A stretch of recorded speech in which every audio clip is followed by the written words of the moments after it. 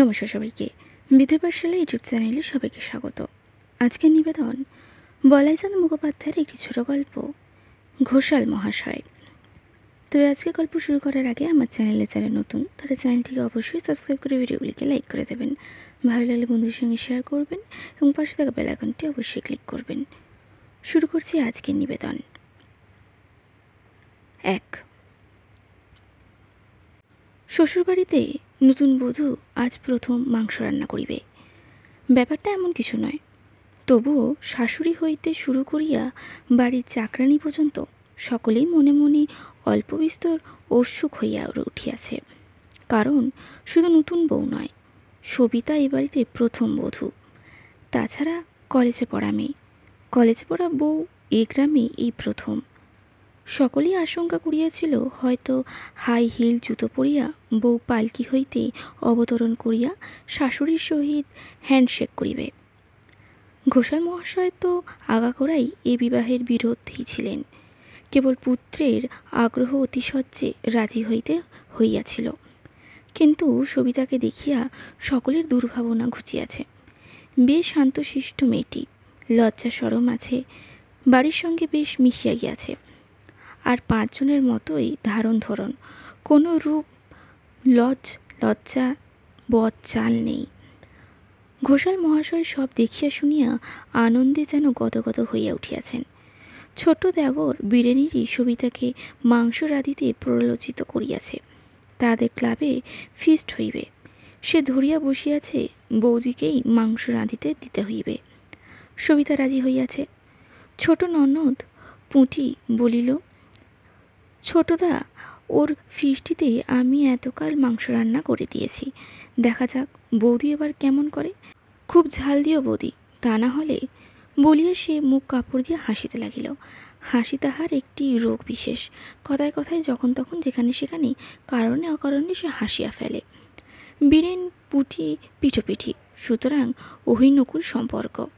বীরেন বলিল, তুই কি আর মাংস রাঁধিস, কতকগুলো মশলার শ্রাদ্ধ করিস খালি। বেশ বেশ। পুঁটি নাক ফুলাইয়া রাগ করিয়া গিয়া পুনরায় হাসিয়া ফেলিল এবং বৌদির দিকে একবার তাকাইয়া জুটিয়া হাসিতে লাগিল। বীরেন বলিল, বৌদির মান রাখতে হবে কিন্তু। সবিতা মুখ টিপিয়া একটু হাসিয়া বলিল, চেষ্টা করব। একটু ভিনিগার জোগাড় করতে পারবেন? নিশ্চয়ই। ভিনিগারের চেষ্টায় বীরেন বাহির হইয়া পড়িল। হুকা হস্তে ঘোষাল মহাশয় অতঃপুরে প্রবেশ করিল। সবিতা ঘরে ঢুকিয়া পড়িল। শাশুড়ি বার্তাটি কর্তার কর্ণগোচর করিলেন। নতুন বউ আজ মাংস রাঁধছে। সবিষয়ে কর্তা বলিলেন, কেন নতুন বউ কেন? এমনি। বিন্দি ঝিটাও শুনেছে। কোথায় সে? মানা করে দাও তাকে, কাউকে যেন না বলে এ কথা। সে বাড়ি চলে গেছে, তাকে আবার কেন শোনানো? যত সব। খরম চটপট করিয়া ঘোষাল মহাশয়ের বাইরে চলিয়া গেলেন। বীরেনের বন্ধুগণ মাংস খাইয়া ধন্য ধন্য করিতে লাগিল। মাংস যে রাঁধিয়া গিয়াছিল তাহা তাহার একটু ধরিতে পারে নাই। পরের দিন কিন্তু জানা গেল খবর গ্রামময় রাষ্ট্র হইয়া গিয়াছে। এত রাষ্ট্র হইয়াছে যে রাঙি নাতিপুতি পর্যন্ত তাহা শুনিয়াছে। আলতা পরাইতে আসিয়া নিম্নকণ্ঠে সে পুষিকে প্রশ্ন করিয়াছে, হ্যাঁ গো পুষিদি, তোমাদের ন্যাকা পোড়া জানা বউ নাকি কাল মাংস রাঁধতে গিয়ে পুড়িয়ে ঝুড়িয়ে সব একাকার করেছিল? পুষি জিজ্ঞাসা করিল, তুমি কোথা থেকে শুনলি? বিন্দি মুখ পুড়িয়ে উঠিয়েছে বুঝি? না, বিন্দি তো কিছু বলেনি আমাকে। আমি শুনেছি এন মুখুজ্জেগিন্নির কাছে। মুখুজ্জেগিন্নি? তিনি কি করে জানলেন? তার তো আমি জানিনি বাপু। বীরেন বলিল, আমি খোঁজ নিচ্ছি, দাঁড়াও। যত সব মিথ্যে কোথাকার।